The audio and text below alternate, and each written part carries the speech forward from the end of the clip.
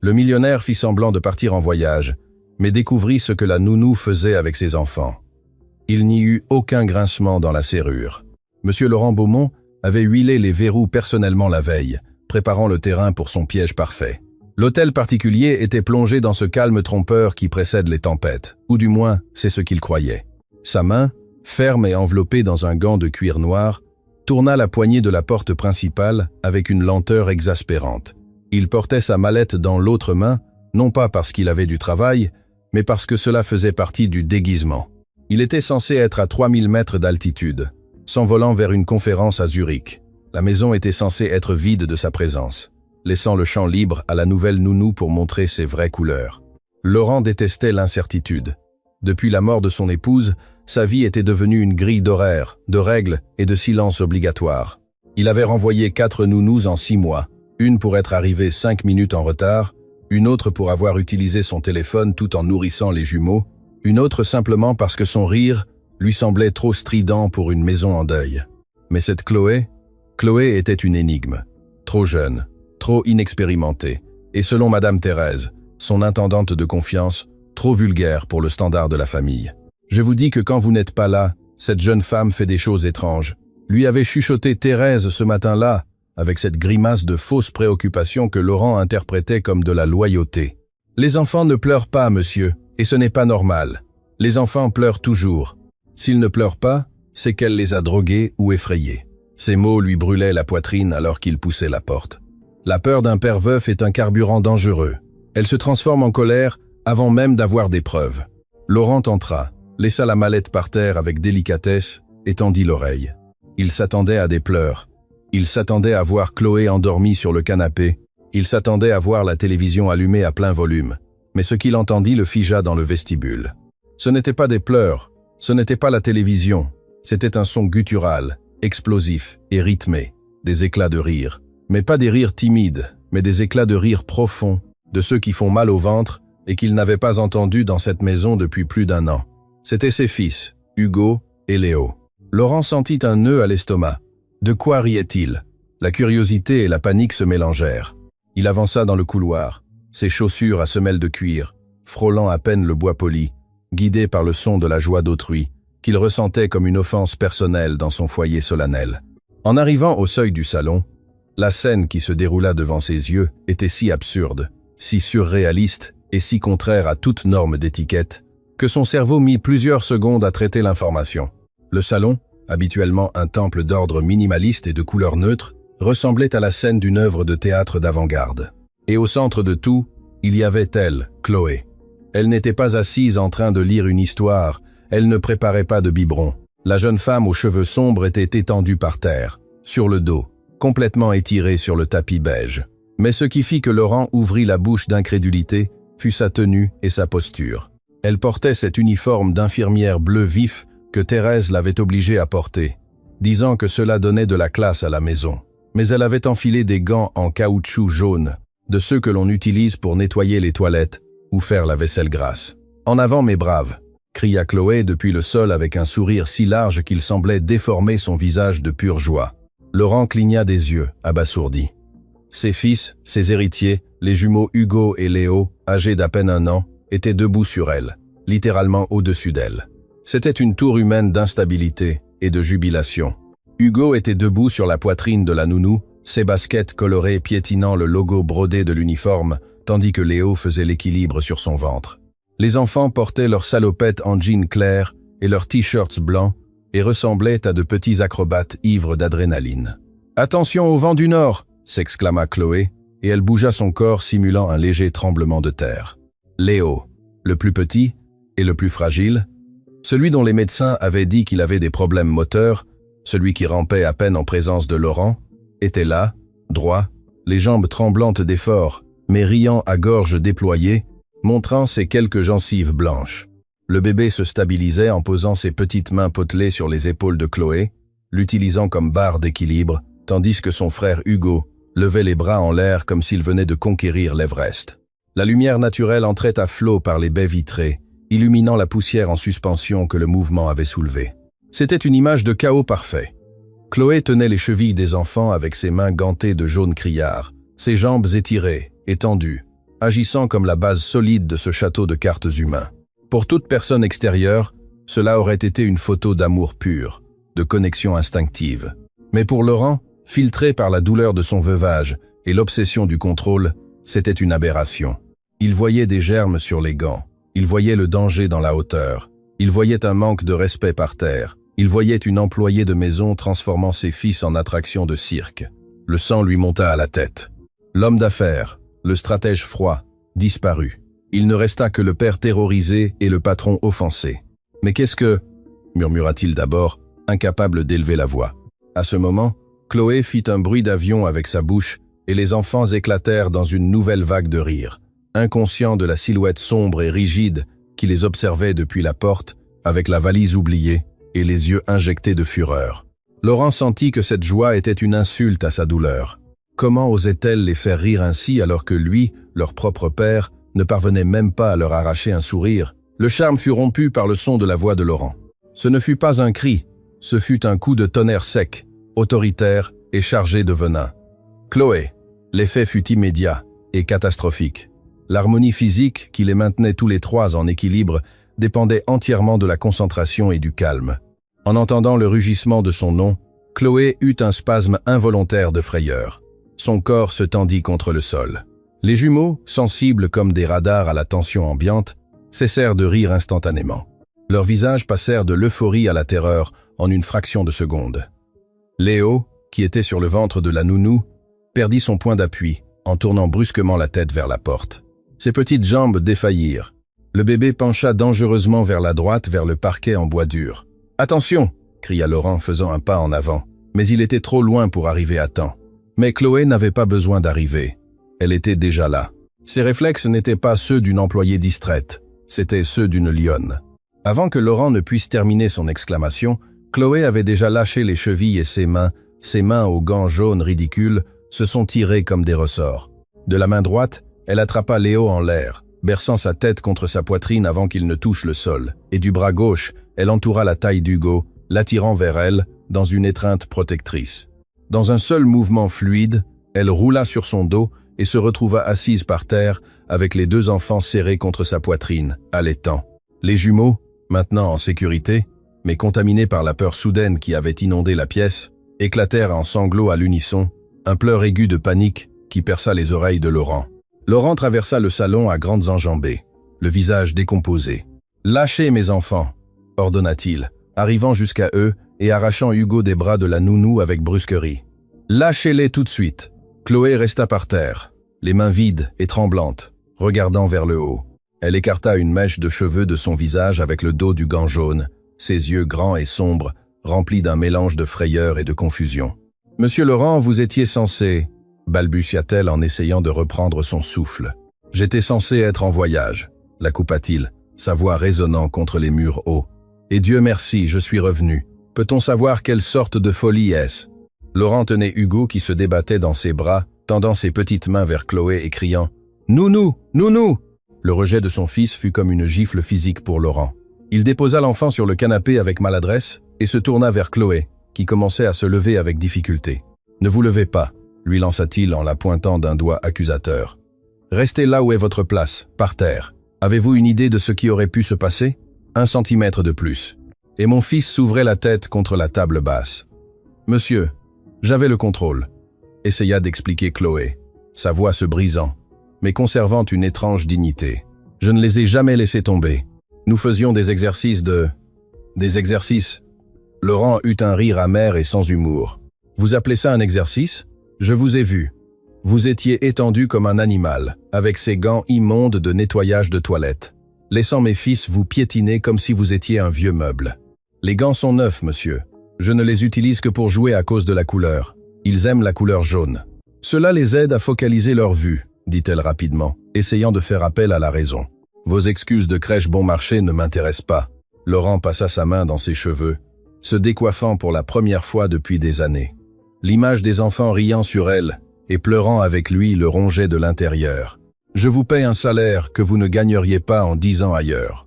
Je vous paye pour que vous vous occupiez d'eux, pour que vous les éduquiez, pour que vous leur enseigniez les manières et la sécurité, pas pour que vous montiez un spectacle de cirque dans mon salon.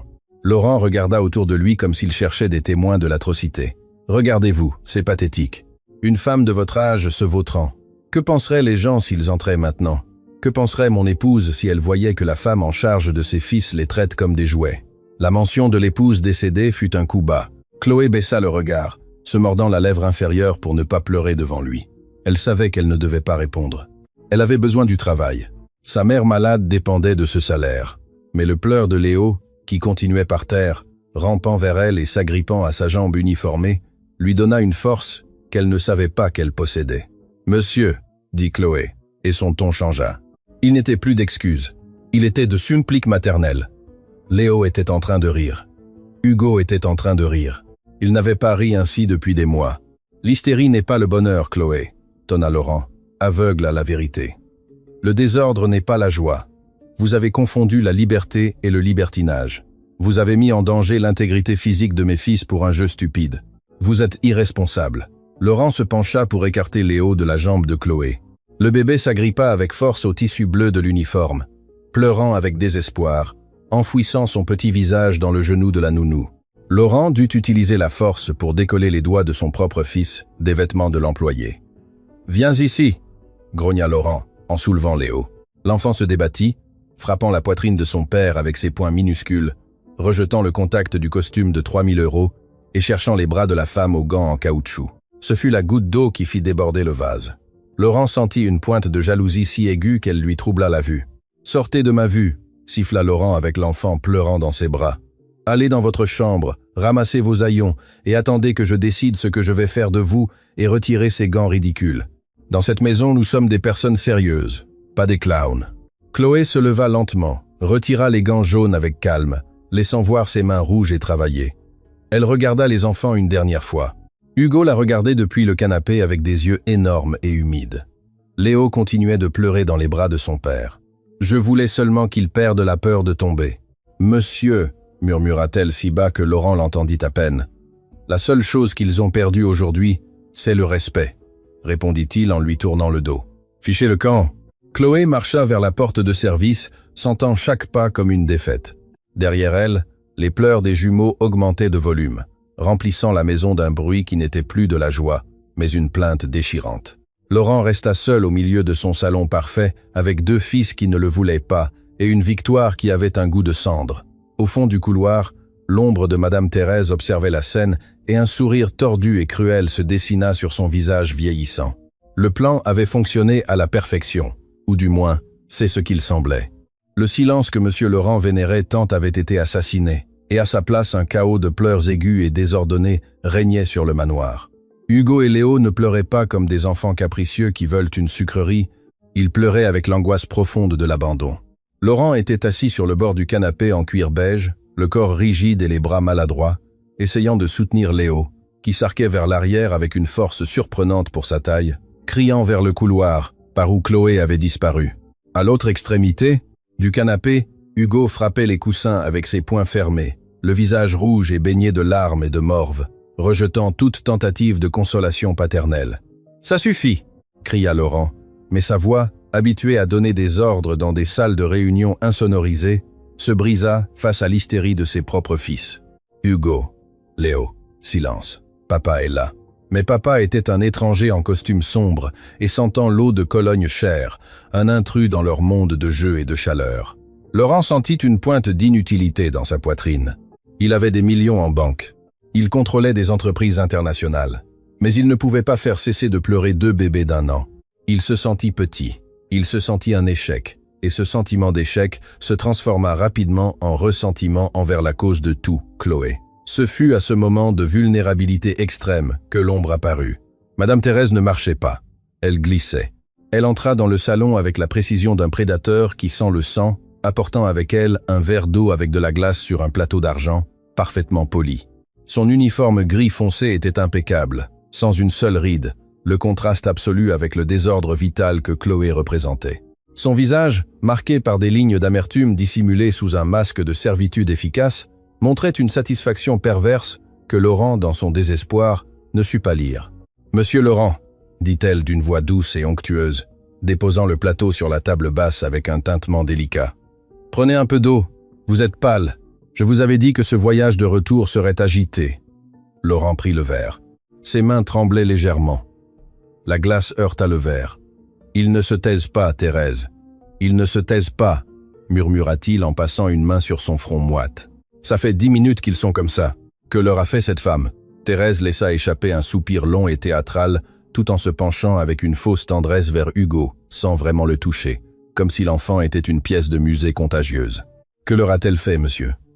La question est, que ne leur a-t-elle pas fait? Chuchota l'intendante, en injectant le venin goutte à goutte. Elle les a gâtés, elle les a transformés en sauvages. Vous avez vu comme elle était étendue par terre avec les jambes ouvertes et ses gants en caoutchouc. Elle ressemblait. Elle fit une pause dramatique, cherchant le mot qui blesserait le plus l'orgueil conservateur de Laurent.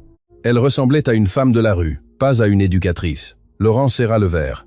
L'image de Chloé par terre en train de rire revint à son esprit.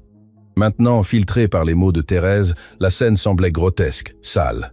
Elle a dit que c'était un jeu, se défendit Laurent faiblement, non pas parce qu'il voulait défendre Chloé, mais parce qu'il avait besoin de croire que ça n'avait pas été si grave. Un jeu? Thérèse laissa échapper un rire sec, le regardant directement dans les yeux avec une gravité compatissante. « Monsieur, j'ai servi dans les meilleures maisons de la ville pendant 40 ans. J'ai vu des nounous professionnelles. Elles lisent, elles enseignent les langues, elles gardent les enfants propres et présentables. Cette jeune femme, cette Chloé, elle vient de la boue, monsieur, et la boue est la seule chose qu'elle a à offrir. » Hugo lança un jouet en bois qui frappa le tibia de Thérèse. La femme cligna à peine des yeux, mais ses yeux brillèrent d'une froideur glaciale envers le bébé, avant de revenir regarder Laurent avec douceur. « Regardez-les, ils sont agressifs, ils sont hors de contrôle. C'est ce qu'elle leur apprend, la désobéissance. Elle prend plaisir à vous voir perdre le contrôle, monsieur. C'est sa façon de se sentir puissante. Ces petites pauvrettes sont toujours jalouses des gens de bien. Elle veut être la mère, elle veut prendre la place de madame, que son âme repose en paix. » La mention de son épouse morte fut le déclencheur final. Laurent se leva d'un bond, laissant Léo sur le canapé. La douleur de l'absence de son épouse était une blessure qui ne s'était jamais refermée, et l'idée qu'une quelconque essaie d'usurper cette place sacrée l'aveugla de colère. « Elle ne sera jamais comme mon épouse », grogna Laurent, la mâchoire serrée. « Bien sûr que non, monsieur. Madame était un ange, une dame. Cette fille sent le chlore et la sueur bon marché, » insista Thérèse, s'approchant d'un pas, baissant la voix à un murmure conspirateur. « Mais les enfants sont innocents, ils se trompent. Si vous lui permettez de rester ici un jour de plus, ils oublieront qui est leur père, ils oublieront le nom qu'ils portent, ils deviendront ce que vous avez vu aujourd'hui, un cirque. » Laurent regarda ses fils, ils étaient rouges, en sueur, avec les t-shirts sortis du pantalon, pleurant sans consolation. Ils ne ressemblaient pas aux héritiers d'un empire, ils ressemblaient à des enfants brisés. Et dans sa logique tordue par la douleur et la manipulation, Laurent décida que la faute n'était pas son absence ni sa froideur, mais l'excès de chaleur de la nounou. « Vous avez raison, Thérèse, » dit Laurent retrouvant sa posture droite, endurcissant son cœur. « Cela s'arrête aujourd'hui. Je ne vais pas permettre que ma maison se transforme en quartier populaire. » Thérèse hocha la tête, dissimulant un sourire triomphal tout en lissant son tablier. « C'est la meilleure chose, monsieur, pour le bien des enfants. Il faut couper l'infection avant qu'elle ne se propage. Voulez-vous que j'appelle la sécurité pour qu'il la fasse sortir ? » « Non, » dit Laurent ajustant le nœud de sa cravate d'un mouvement sec. « Je vais le faire moi-même. Je veux voir son visage quand elle comprendra qu'on ne joue pas avec ma famille. » Pendant que Laurent sortait du salon d'un pas martial vers la zone de service, Thérèse resta seule avec les jumeaux. Elle les regarda avec mépris, sortit un mouchoir de sa poche et essuya l'endroit où le jouet d'Hugo l'avait frappé. « Pleurez tout ce que vous voulez, morveux !» chuchota-t-elle au bébé qui continuait de crier. « La fête est finie. » La chambre de service était au bout d'un couloir étroit derrière la cuisine, une frontière architecturale qui séparait le luxe du labeur. Chloé était là, debout près de son petit lit individuel. Elle n'avait pas beaucoup déballé car au fond, elle avait toujours craint que ce moment n'arrive. Sa valise, un vieux sac de toile avec la fermeture éclair usée, était ouverte sur le matelas. Ses mains, déjà sans les gants jaunes, tremblaient pendant qu'elle pliait ses vêtements de ville. Elle ne pleurait pas pour le licenciement. Elle avait déjà été renvoyée par des patrons exigeants. Elle pleurait parce qu'elle pouvait entendre les cris d'Hugo et Léo traversant les murs de la maison l'appelant. Chaque « nounou » était un coup de poignard dans sa poitrine. Elle savait que Léo avait besoin de son massage des jambes avant la sieste où ses muscles lui feraient mal. Elle savait qu'Hugo avait besoin qu'on lui chante la chanson de l'éléphant gris où il ne dormirait pas. Et elle savait que M. Laurent avec toute sa richesse, ne savait rien de tout cela. La porte s'ouvrit sans frapper. Ce ne fut pas un coup, ce fut une invasion. Laurent entra, remplissant le petit espace de sa présence accablante et de sa colère contenue. La chambre se sentit soudain minuscule. « Avez-vous terminé ?» demanda-t-il. Sa voix était de la glace sèche. Il n'y avait plus de cris maintenant, seulement un mépris tranquille et dévastateur. Chloé se retourna, serrant un t-shirt contre sa poitrine comme si c'était un bouclier. « Je range mes affaires, monsieur. J'ai juste besoin de quelques minutes. » Laurent fit un pas à l'intérieur, balayant la pièce d'une moue de dégoût, comme si l'air y était de moindre qualité. Il vit un dessin collé au mur avec du ruban adhésif, un gribouillis fait avec des crayons que Hugo avait fait la veille. Chloé l'avait gardé comme si c'était un Picasso. Laurent l'arracha du mur d'un mouvement brusque. Le bruit du papier se déchirant fut violent dans le silence tendu. « N'emportez rien qui ne vous appartienne pas », dit Laurent, froissant le dessin et le laissant tomber par terre comme une ordure. « Dans cette maison, tout est propriété de la famille, même les souvenirs de mes fils. » Chloé sentit le sang lui monter aux joues. L'humiliation n'était pas à cause de l'argent. C'était la négation de son humanité. « Ce dessin, c'est Hugo qui me l'a donné, monsieur. Ce n'est que du papier, » dit-elle, la voix tremblante, mais maintenant son regard. « Pour vous, c'est un trophée, une preuve que vous avez réussi à les manipuler, » répondit Laurent, sortant un portefeuille en cuir de sa poche intérieure. Il ouvrit le portefeuille et en sortit une liasse de billets épais sans même les compter. « Tenez, c'est votre salaire du mois complet, plus une indemnité. C'est beaucoup plus que ce que vous méritez pour le spectacle grotesque que vous avez monté aujourd'hui dans mon salon. » Il lança les billets sur le lit, à côté de la valise ouverte. L'argent tomba en désordre, quelques billets glissant jusqu'au sol. Ce fut un geste calculé pour la faire se sentir petite. Une transaction commerciale pour acheter son silence et sa disparition. Prenez-le et partez. Je ne veux plus jamais vous voir près de cette propriété. Si j'apprends que vous tentez de contacter les enfants, j'appellerai la police. J'ai des avocats qui pourraient ruiner votre vie avant que vous ne puissiez cligner des yeux. Chloé regarda l'argent éparpillé. Elle aurait pu payer les médicaments de sa mère pendant 3 mois avec ça, mais à ce moment-là, l'argent lui sembla sale. Elle respira profondément, ravalant sa fierté, et leva les yeux vers Laurent. Ses yeux sombres, habituellement doux, brillaient maintenant d'une dignité que Laurent ne s'attendait pas à trouver chez quelqu'un portant un uniforme bon marché. « Monsieur Laurent, » dit-elle, ignorant les billets, « vous pouvez m'insulter autant que vous voulez. Vous pouvez dire que je suis vulgaire, que je suis pauvre, que je n'ai pas de classe. Mais ne vous mentez pas à vous-même. Ce que vous avez vu aujourd'hui n'était pas un cirque, c'était de l'amour. » Laurent se tendit, prêt à l'interrompre, mais quelque chose dans sa voix l'arrêta. « Ces enfants ont faim, monsieur, et pas de nourriture chère ni de jouets importés. Ils ont faim que quelqu'un se jette par terre avec eux.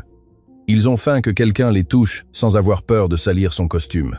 Vous croyez que vous me renvoyez pour désordre, mais au fond, vous me renvoyez parce que ça vous fait mal de voir qu'une étrangère leur donne ce que vous ne pouvez pas leur donner parce que vous êtes trop occupé à être triste. »« Taisez-vous » tonna Laurent, frappant le cadre de la porte avec sa main ouverte. La vérité l'avait frappé au centre de sa blessure. « Vous ne savez rien de ma douleur. Vous n'êtes qu'une simple employée. Je suis la personne qui a appris à votre fils à se tenir debout, » répondit Chloé, douce mais implacable. Léo ne marchait pas parce qu'il avait peur. Aujourd'hui, il s'est tenu debout sur moi parce qu'il était sûr que je ne le laisserais pas tomber. Pouvez-vous en dire autant ? S'ils tombent, serez-vous là pour les rattraper ? Ou serez-vous préoccupé par le fait que votre chemise se froisse ? Le silence qui suivit fut dense, lourd. Laurent respirait bruyamment, les yeux injectés de sang. Il voulait lui crier dessus. Il voulait la jeter dehors à coups de pied. Mais ces mots s'étaient enfoncés comme des échardes dans sa conscience. L'image de Léo debout, s'équilibrant, lui perçait l'esprit. « Dehors !» murmura Laurent pointant la sortie. « Dehors de ma maison. Maintenant. » Chloé ferma sa valise. Elle ne ramassa pas l'argent par terre. Elle prit juste la liasse qui était tombée sur le lit, le strict nécessaire pour les jours travaillés, et laissa le reste, le pourboire humiliant, éparpillé sur la courte pointe. Elle mit son sac à l'épaule et marcha vers la porte. Laurent dut s'écarter pour la laisser passer. Elle ne baissa pas la tête. En passant à côté de lui, elle s'arrêta une seconde.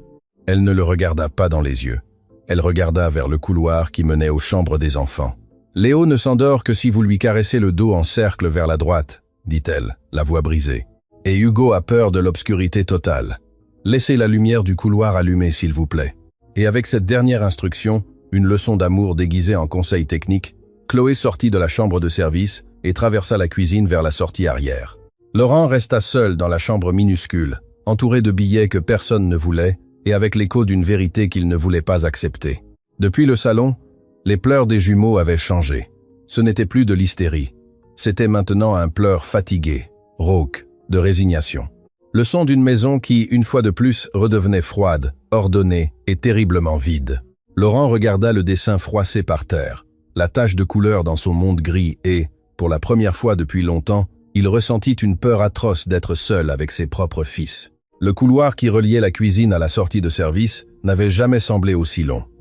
Chloé marchait la tête haute, même si elle sentait que ses jambes étaient en plomb. Chaque pas l'éloignait des enfants, et le silence qu'elle laissait derrière elle était trompeur. À peine sa main toucha-t-elle la poignée de la porte arrière qu'un cri déchirant rompit l'atmosphère. Ce n'était pas un cri de caprice, c'était le son de la panique absolue. « Léo !» Le pleur se transforma en une quinte de toux convulsive. Chloé se figea. Son instinct lui hurlait de courir en arrière, mais sa dignité et l'ordre de licenciement la clouaient au sol. « Attendez !» La voix de Laurent retentit depuis l'arche de la cuisine. Ce n'était pas une demande, c'était une exclamation d'urgence déguisée en autorité. Chloé se retourna lentement. Laurent était là, décoiffé, la cravate desserrée et le visage pâle. Dans ses bras, Léo s'arquait violemment, le visage violet par l'effort de pleurer, rejetant le contact avec son père, comme si son costume de marque était fait d'épines. « Il ne se calme pas », dit Laurent respirant avec difficulté. L'arrogance d'il y a 5 minutes s'était fissurée. L'homme puissant qui déplaçait des millions avec un appel téléphonique ne pouvait pas arrêter le pleur d'un bébé de 12 kilogrammes. « J'ai essayé de faire ce que vous avez dit, le coup du dos, mais ça ne marche pas. Il s'étouffe. » Chloé lâcha sa valise. Le son de la toile frappant le sol fut la seule réponse. Elle marcha vers lui non pas comme une employée, mais comme une experte qui entre dans une zone de désastre. « Donnez-le-moi » ordonna-t-elle. Sa voix était douce, mais elle avait un acier souterrain qui n'admettait aucune discussion. Laurent, vaincu par le désespoir, lui tendit l'enfant. À l'instant où Léo sentit l'odeur de savon neutre et la texture de l'uniforme de Chloé, le changement fut miraculeux. Le bébé enfouit son visage dans son cou. Ses petites mains agrippèrent le tissu bleu avec une force désespérée et les cris cessèrent, remplacés par des sanglots entrecoupés et des soupirs profonds de soulagement. Laurent observa la scène, hébété. Il sentit un coup de jalousie, mais aussi d'un doute corrosif qui commençait à lui ronger l'orgueil. « Que leur faites-vous » demanda Laurent, cette fois sans colère, seulement avec une confusion sincère. « Les meilleurs pédiatres du pays m'ont dit que Léo est un enfant distant, que sa condition motrice le frustre, que c'est pour ça qu'il est agressif. Mais avec vous, c'est un autre enfant. » Chloé berçait Léo rythmiquement, ignorant la présence du patron, concentrée à faire baisser les pulsations du petit. « Vos médecins lisent des dossiers, monsieur Laurent. Moi, je lis vos fils, » répondit-elle sans le regarder. Léo n'est pas distant. Léo a peur, peur que ses jambes ne lui répondent pas, peur de tomber et que personne ne le célèbre. Vous avez vu un cirque dans le salon. Léo a vu un défi qu'il pouvait surmonter. Laurent passa sa main sur son visage, frustré. Vous avez mentionné tout à l'heure qu'il s'est tenu debout. C'est impossible. Le docteur Arriaga a été clair. Hypotonie musculaire sévère dans le train inférieur. Il a dit qu'il marcherait peu, être à 2 ans avec des appareils. Ne me mentez pas pour récupérer votre travail. Chloé leva les yeux. Ses yeux brillèrent d'une intensité qui fit reculer Laurent d'un pas. Je ne mens pas, monsieur. Et je ne veux pas récupérer un travail où l'on me traite comme de la poubelle, mais je ne vais pas permettre que vous continuiez à croire que votre fils est un invalide juste parce qu'il vous manque la foi pour le voir essayer. La foi ? Laurent laissa échapper un rire incrédule. La foi ne guérit pas les conditions médicales, Chloé. La science, oui. Et la science dit que mon fils ne peut pas se soutenir seul. Alors la science se trompe, sentença Chloé. Ou peut être que la science a besoin d'amour pour fonctionner. Vous croyez que j'étais en train de jouer par terre ? Ce que vous avez vu, cette tour humaine, c'était un exercice isométrique. En se tenant debout sur mon estomac, Léo doit ajuster son équilibre à chaque seconde parce que je respire, parce que je bouge. Son cerveau est obligé de se connecter à ses muscles d'une façon qu'aucune machine de thérapie froide ne peut réaliser. Laurent resta silencieux, traitant l'information. Cela avait du sens, c'était logique, mais c'était trop simple, trop humble pour être vrai. « Prouvez-le », défia Laurent, sa voix baissant à un murmure rauque. « Si c'est vrai ce que vous dites, prouvez-le maintenant. Ici. » Chloé regarda Léo, qui était déjà calme, les yeux fermés, se reposant sur son épaule. Puis elle regarda Laurent. Elle savait que c'était un risque. L'enfant était fatigué, stressé. S'il échouait, Laurent aurait l'excuse parfaite pour la jeter dehors et l'humilier à vie. Mais si elle ne le faisait pas, Léo reviendrait à une vie de « tu ne peux pas », condamné par le diagnostic d'un papier. « Allons au salon », dit Chloé passant à côté de Laurent et marchant de nouveau vers l'intérieur de la maison. « Et s'il vous plaît, monsieur, si cela fonctionne, n'applaudissez pas, ne criez pas, regardez seulement. » Le salon était tel qu'il l'avait laissé, avec les jouets éparpillés et l'écho de la discussion précédente flottant encore dans l'air.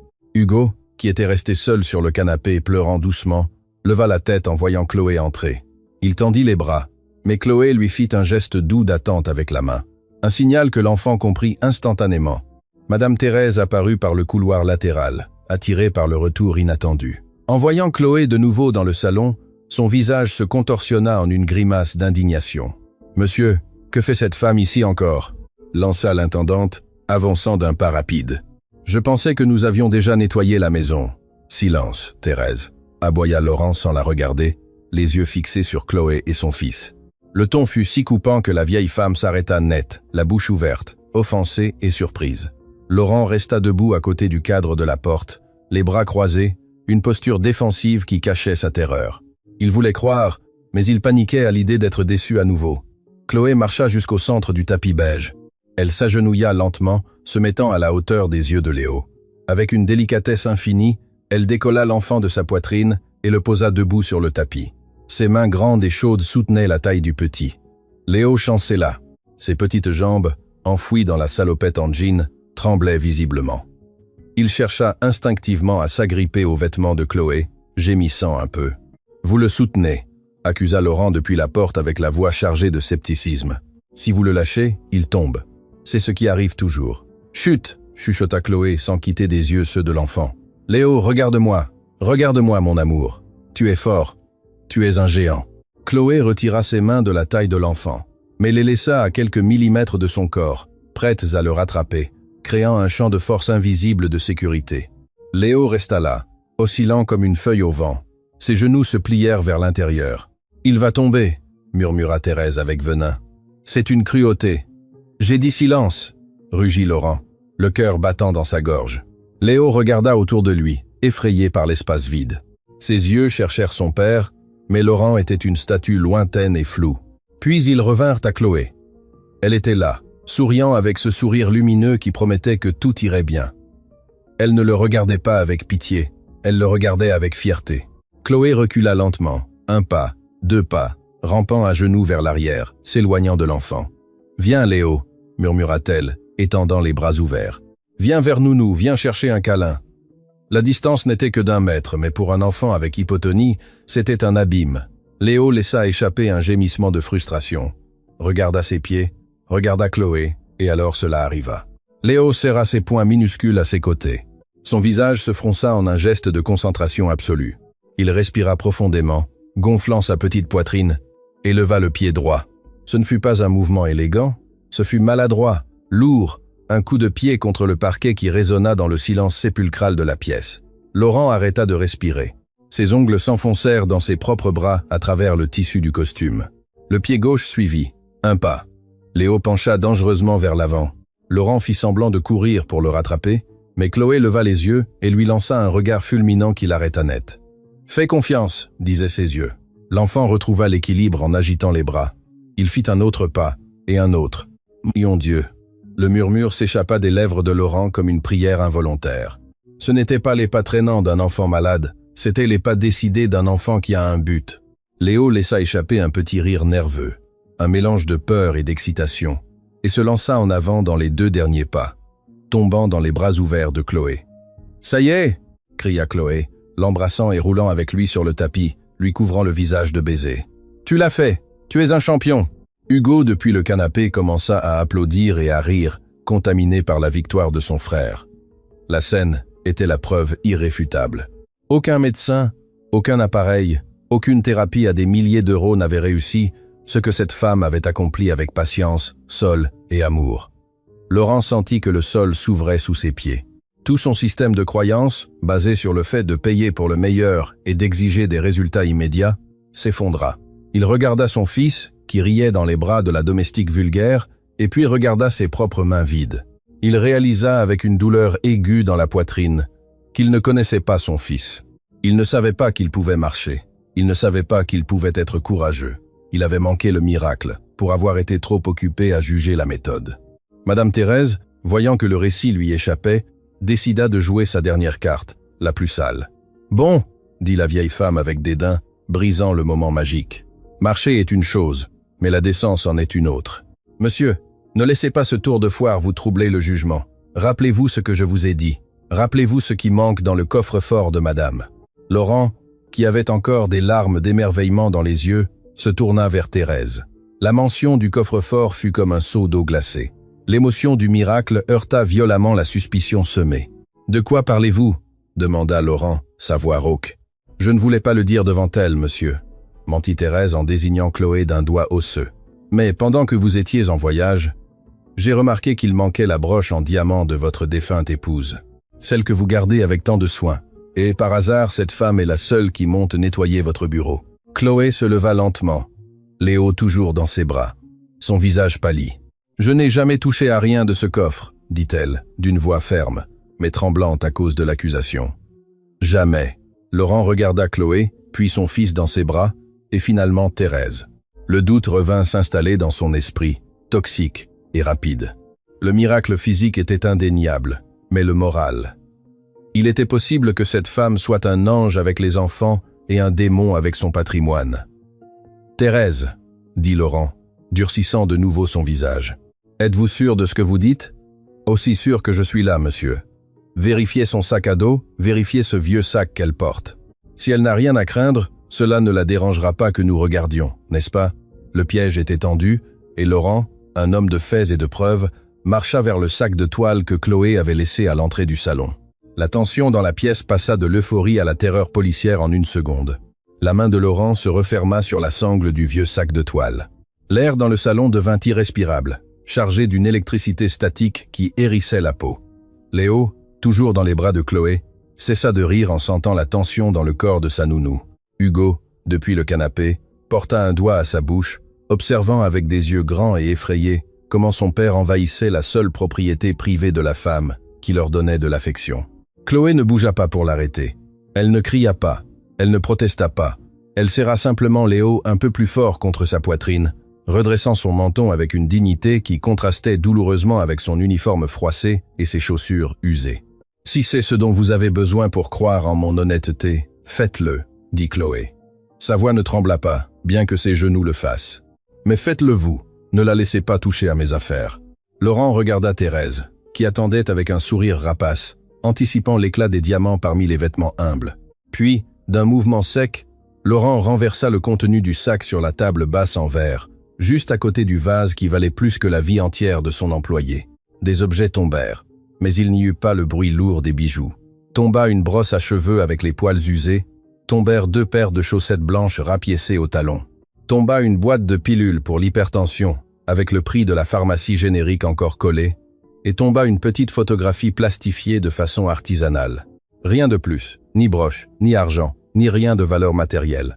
Le silence qui suivit fut assourdissant. Laurent remua les objets avec sa main, espérant trouver un double fond, une poche secrète, quelque chose qui justifierait l'accusation et sa propre paranoïa. Mais il ne toucha que la pauvreté digne d'une femme travailleuse. Il prit la photographie. C'était une image floue d'une femme âgée en fauteuil roulant, souriant avec la même chaleur que Chloé. Au verso, une écriture tremblante disait « Pour que tu n'oublies pas pour qui tu te bats, ma fille ». Laurent sentit une nausée soudaine. La honte lui monta par le cou comme une brûlure. Il avait violé l'intimité de quelqu'un qui ne gardait que des médicaments pour sa mère et des souvenirs. « Ce n'est pas là », murmura Laurent en lâchant la photo comme si elle brûlait. Thérèse, dont le visage était passé de la présomption à l'incrédulité, fit un pas en avant, perdant son calme. « Impossible. Ça doit être là !» cria la vieille femme, se jetant sur la table et fouillant parmi les vieilles chaussettes avec ses mains osseuses. « Sûrement, elle l'a dans les poches de l'uniforme. Vérifiez-la, cette voleuse est astucieuse. »« Monsieur, ça suffit !» Le cri de Laurent fit vibrer les vitres des fenêtres. Il attrapa le poignet de Thérèse avant qu'elle ne puisse toucher Chloé. Il la regarda avec une fureur froide, un mélange de déception et de saturation. « Il y a eu suffisamment d'humiliation pour aujourd'hui, » dit Laurent en lâchant la main de l'intendante avec mépris. Il n'y a rien. Tu t'es trompé ou pire encore, tu as menti. Monsieur, je n'aurais jamais... commença à se défendre Thérèse, reculant, pâle. Va à la cuisine maintenant, ordonna-t-il sans la regarder. Lorsque la vieille femme disparut, grognant et traînant son venin vers le couloir, Laurent resta seul avec Chloé et les enfants. L'ambiance changea, mais ne se détendit pas. La honte de Laurent se transforma rapidement en une barrière défensive. Il ne pouvait pas demander pardon. Son orgueil d'homme puissant ne savait pas comment se plier autant sans se briser. Il devait garder le contrôle. Il devait être le chef. Il ramassa la boîte de médicaments et la photo et les remit dans le sac avec des mouvements rigides. Puis il regarda Chloé. Elle ne le regardait pas avec haine, mais avec une tristesse profonde qui lui fut insupportable. « Vous avez prouvé que mon fils peut marcher », dit Laurent, sa voix retrouvant ce ton formel et distant de salle de réunion. « Et vous avez prouvé que vous n'avez rien volé aujourd'hui. »« J'ai prouvé que je suis une personne décente, monsieur. »« Cela devrait suffire, » répondit-elle. « Dans mon monde, la décence est le minimum, pas un mérite, » répliqua-t-il, s'abritant derrière sa froideur. « Écoutez bien, Chloé. Je ne vais pas vous renvoyer. Je ne peux pas. Pas après ce que j'ai vu de Léo. Vous avez clairement une influence sur eux que je ne comprends pas, mais qui fonctionne. » Les yeux de Chloé s'illuminèrent légèrement. Une étincelle d'espoir, non pas pour l'argent, mais pour ne pas avoir à abandonner les petits. « Mais, » interrompit Laurent, levant un index autoritaire, « les choses vont changer. Vous restez. Mais vous êtes à l'essai, un véritable essai. Pas de jeu par terre, pas de cris, pas de comportement sauvage. Je veux que vous vous comportiez comme une professionnelle de haut niveau. » Laurent marcha autour d'elle, marquant son territoire. « Vous porterez l'uniforme propre et repassez toujours. Les enfants mangeront à table, pas sur le canapé. S'ils jouent, ce sera avec des jouets éducatifs. Pas en faisant des tours humaines. Je veux de l'ordre, Chloé. Je veux le silence à partir de 20. Je veux que cette maison redevienne un foyer respectable, pas une cour de récréation. Vous avez 1 semaine. Si dans 1 semaine je vois un seul gant en caoutchouc jaune traîner dans mon salon, vous partez sans un sou. Compris ? C'était un marché cruel. Il lui demandait de rester, mais lui interdisait d'utiliser les mêmes outils. Le jeu, le rire, le contact physique désinhibé qui avait accompli le miracle. Il lui demandait de guérir ses fils, mais sans trop les aimer. Chloé regarda Léo, qui jouait avec les boutons de son uniforme. Elle savait qu'accepter ces conditions, c'était comme essayer d'éteindre un incendie avec un compte-gouttes, mais elle regarda les jambes de l'enfant, ses jambes qui venaient de faire leur premier pas. Si elle partait, ses jambes s'atrophieraient à nouveau sur une chaise. « Compris, monsieur », dit-elle à voix basse. « Je ferai à votre manière. »« Bien. » Laurent ajusta sa cravate, se sentant faussement victorieux. « Installez-vous de nouveau. Demain, je commence à travailler depuis le bureau de la maison. Je surveillerai chaque mouvement. Ne me décevez pas. » Laurent sortit du salon sans regarder en arrière, emportant avec lui sa solitude et laissant Chloé avec une victoire amère. Elle avait le travail, mais on lui avait interdit l'âme. Les 3 jours suivants furent une torture de velours gris. La maison, auparavant éclaboussée d'éclats de rire soudains, était tombée sous un manteau de correction étouffant. Monsieur Laurent tint parole, annula le reste de son agenda à Zurich et s'enferma dans son bureau, une pièce recouverte de bois sombre au premier étage, avec la porte entr'ouverte juste assez pour entendre ce qui se passait en bas. Il s'asseyait devant son ordinateur, feignant de revoir des bilans et des contrats, mais ses sens étaient complètement focalisés sur le couloir et le salon. C'était un espion dans son propre château. Il voulait se prouver qu'il avait raison, que l'ordre apportait la paix, que la structure apportait le bien, être. Mais ce qu'il entendait le tuait lentement. Il entendait les pas de Chloé, rythmés et doux. Il entendait sa voix, maintenant modérée, disant des choses comme « Assieds-toi bien, Hugo. Ne jette pas la nourriture, mon amour. Monsieur va se fâcher. » Il entendait le silence. Un silence lourd, dense, seulement rompu par quelques pleurs occasionnels et brefs des jumeaux. Un pleur d'ennui et de frustration que Chloé calmait rapidement avec un « Chut, ça va passer, ça va passer. » L'exendado saf, meeting pafferen. Aïe, aïe, beating pafferen. Il n'y avait pas d'éclat de rire, pas de course, pas de vie. Au 3e jour, la curiosité l'emporta sur l'orgueil. Laurent se leva de sa chaise ergonomique en cuir et marcha sur la pointe des pieds vers la porte. Il jeta un coup d'œil dans le couloir qui donnait sur le balcon intérieur, d'où il pouvait voir le salon en bas sans être vu. La scène qu'il vit lui brisa ses schémas. Les enfants étaient assis sur le tapis, entourés de jouets chers en bois importé et de blocs de construction de couleur neutre. Ils étaient propres, impeccables, coiffée avec la raie sur le côté. Chloé était assise sur une chaise, les surveillant, les mains croisées sur les genoux, exactement comme il l'avait ordonné, comme une professionnelle. Cela ressemblait à une photo de magazine de décoration. Parfaite, froide, morte. Hugo tenait un bloc rouge, le regardait avec désintérêt et le laissait tomber. Léo était allongé sur le ventre, suçant son pouce, le regard perdu au plafond.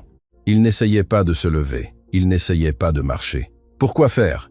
Il n'y avait personne par terre, l'attendant les bras ouverts. Laurent sentit une douleur aiguë dans sa poitrine. Était-ce cela qu'il voulait? Des enfants qui ressemblaient à des mannequins. Était-ce cette décence que Thérèse défendait tant? Soudain, Chloé regarda l'horloge murale. Il était 11 heures du matin. Elle savait que Laurent avait l'habitude d'avoir des vidéoconférences à cette heure et mettait des écouteurs. Croyant que l'ogre était déconnecté du monde, Chloé se transforma. Ce fut subtil au début. Elle glissa de la chaise au sol, non pas avec du bruit, mais comme un chat. Elle retira ses chaussures silencieusement, s'approcha de Léo et lui murmura quelque chose à l'oreille.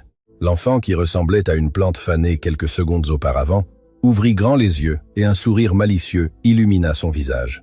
Chloé sortit de sa poche non pas les gants jaunes, mais 2 chaussettes avec des petits visages peints sur les doigts. Elle les mit sur ses mains. « Bonjour, je suis Monsieur Patate », murmura Chloé, prenant une voix grave et ridicule, bougeant la main droite devant le visage d'Hugo. Hugo laissa échapper un petit rire étouffé, se couvrant la bouche avec les mains, comme s'il savait qu'il commettait un crime. « Et moi, je suis Madame Tomate », répondit-elle avec l'autre main, chatouillant le ventre de Léo. L'effet fut électrique. L'énergie de la pièce changea instantanément. La couleur revint aux joues des enfants. Léo se redressa, riant doucement, essayant d'attraper Monsieur Patate. Hugo se lança sur le dos de Chloé, l'embrassant. Laurent, depuis sa cachette en hauteur, vit comment Chloé roulait par terre avec eux, mais cette fois dans un silence total. Ils jouaient au mime, ils faisaient des gestes exagérés, ils ouvraient la bouche simulant des cris de guerre qui n'émettaient aucun son. Ils sautaient sur les coussins atterrissant avec une douceur de plume. C'était une danse clandestine de bonheur. Il vit comment Chloé aidait Léo à se tenir debout. Sans dire un mot, elle lui offrit ses mains maintenant déguisées en marionnette. Léo se leva, tremblant, mais décidé, et fit 3 pas vers elle, se mordant la langue de concentration et de joie. « Bravo !» fit Chloé sans voix, applaudissant en silence.